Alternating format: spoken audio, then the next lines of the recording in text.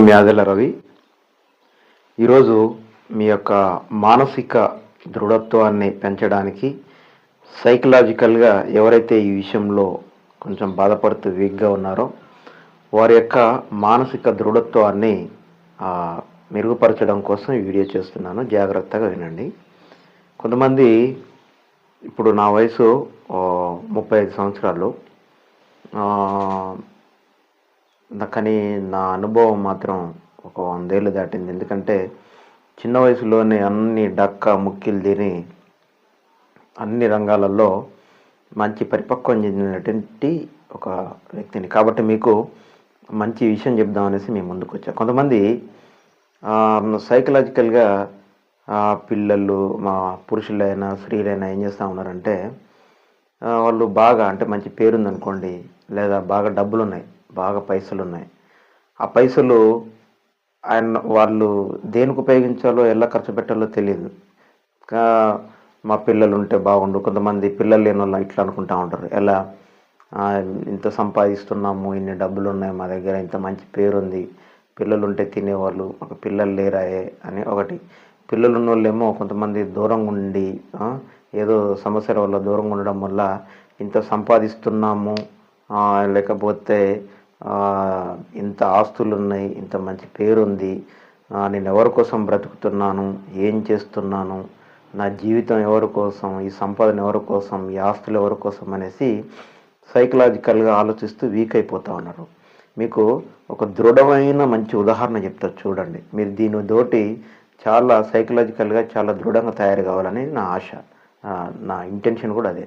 ఇప్పుడు విషయం ఏంటంటే, మన భారత ప్రధాని నరేంద్ర మోడీ ఉన్నాడు. భార్య లేదు, పిల్లలు లేరు, ఎవరూ లేరు. ఇప్పుడు ఈ సంవత్సరంతో 10 సంవత్సరాలు భారతదేశానికి ప్రధానమంత్రిగా ఉన్నాడు ఆయన.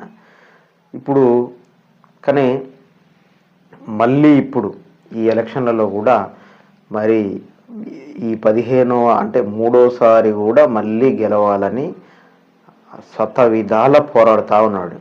ఎందుకు? ఎవరికి ఇద్దామని ఆయన సంపాదించే ఆస్తులు ఏం చేసుకుంటాడు? చాలా డబ్బులు ఉంటాయి కదా, ప్రశాంతంగా ఎంజాయ్ చేస్తా బ్రతకొచ్చు కదా. ఈ భారతదేశంలో ఇన్ని టెన్షన్లు, ఈ ఎలక్షన్లు ఇవన్నీ పెట్టుకోవడం అవసరం ఆయనకి? ఆయన కింద బినామీలు ఎంతోమంది ఉన్నారు. పనికి మాలిన వాళ్ళకి ఎంతోమందికి ఆయన లక్షల కోట్ల ఆస్తులు అన్నింటినీ సమకూర్చండి. మీకు తెలుసు అవన్నీ, నేను ప్రత్యేకంగా వాళ్ళ పేర్లు చెప్పాల్సిన అవసరం లేదు.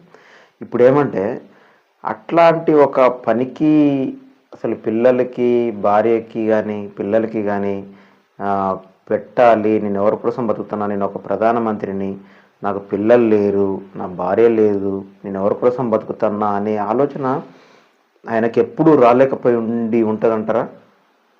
తప్పకుండా ఏదో ఒక రోజు వచ్చే ఉంటుంది కదా. కానీ భారతదేశంలో ఉన్నటువంటి దుర్మార్గులు ఎంతమంది ఉన్నారో అంతమందికి ఆయన సహాయం చేసి లక్షల కోట్ల రూపాయలన్నిటినీ మొత్తం వాళ్ళకి భారతదేశాన్ని దోచి వాళ్ళకి పెడతా ఉన్నాడు. అది వేరే విషయం. కానీ ఇంత మంచి మనుషులు మీరు, మంచి పేరుంది, మంచి డబ్బులు ఉన్నాయి, అటువంటి వాటిని మీ భార్య పిల్లలకే పెట్టలేకపోతే, లేకపోతే మీ బంధువులకి, మీ తోబుట్టులకే మీరు పెట్టలేకపోయినట్టయితే, భారతదేశంలో ఎంతోమంది అనాథలు ఉన్నారు, ఎంతోమంది భిక్షం అడుపుకొని రోజు బ్రతికే వాళ్ళు ఉన్నారు, ఎంతోమంది అనాథ పిల్లలు ఉన్నారు, ఎంతో దారిద్ర్య రేఖకు దిగువన సతమతం అవుతూ ఉన్నారు, ఎందరో హాస్పిటళ్ళల్లో డబ్బులు లేక నలిగి కుళ్ళిపోతూ ఉన్నారు. వాళ్ళందరూ కూడా మీ పిల్లలే అనుకొని కూడా మీరు వారికి సహాయాన్ని అందించవచ్చు.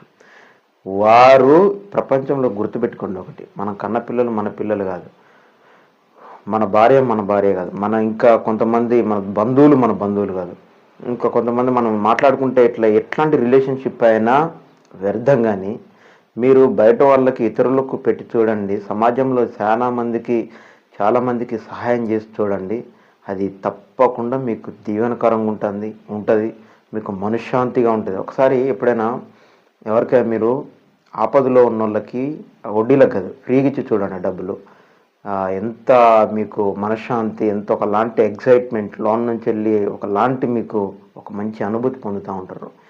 ప్రజలకు సహాయం చేయండి, ప్రజలకు సేవలు చేయండి, ప్రజల కోసం బతకండి. మీ ఇంట్లో కోసం కాదు, స్వార్థం కోసం బ్రతకకుండా. తర్వాత నేను ఎవరి కోసం బ్రతుకుతున్నా అంటే ప్రజల కోసం. మీరు కంటే ఒకరు ఇద్దరు పిల్లల్ని అంటారేమో కానీ మీరు సహాయం చేయాలనుకుంటే చాలామంది పిల్లలు భారతదేశంలో మీకు తయారవుతారు. ప్రపంచవ్యాప్తంగా చాలా మంది పిల్లలు తయారవుతారు. ఇటువంటి విషయాలలో మానసికంగా ఇరుక్కుపోయి ఉన్నోళ్ళు ఎవరైతే ఉన్నారో, నా పిల్లలే నాకు కాకుండా వేరు బయట వాళ్ళు నాకు అవుతారా అనే ఒక మూర్ఖత్వపు ఆలోచన నుంచి మీరు బయటకు వచ్చి ప్రజలకు సేవలు చేయండి. తప్పకుండా మీకు అది ఏదో ఒక రోజు ఉపయోగపడుతుంది. ముఖ్యంగా మీ మానసిక పరిస్థితి మాత్రం చాలా మెరుగుపడుతుందని తెలియజేస్తూ అందరికీ నమస్కారం.